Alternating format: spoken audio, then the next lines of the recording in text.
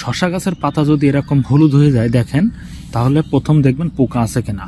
সাধারণত পাতার তলে পোকা থাকে, মাকড় বা সাদা মাছি পোকা।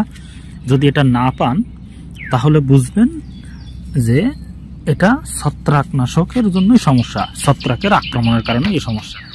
দেখেন আমি এই পাতা 3টা গতকাল ছিঁড়ে ফেলেছি, আজকেও এই যে দেখালাম, আজকেও পাতাতে আক্রমণ বেশি দেখা যাচ্ছে।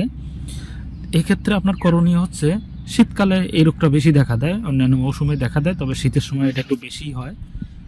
এটার জন্য করণীয় আপনি দেখবেন আগে পোকা আছে কিনা। যদি পোকা থাকে তাহলে বুঝবেন পোকাতে এই পাতার রসটা চুষে খেয়ে এটা হলুদ হয়ে যাচ্ছে। আর যদি পোকা না পান তাহলে বুঝবেন এটা ছত্রাকের আক্রমণ। সেক্ষেত্রে একটা ছত্রাকনাশক এনে, ওষুধের দোকান থেকে একটা ছত্রাকনাশক এনে আপনি স্প্রে করে দেবেন, সপ্তাহে একবারই দিবেন।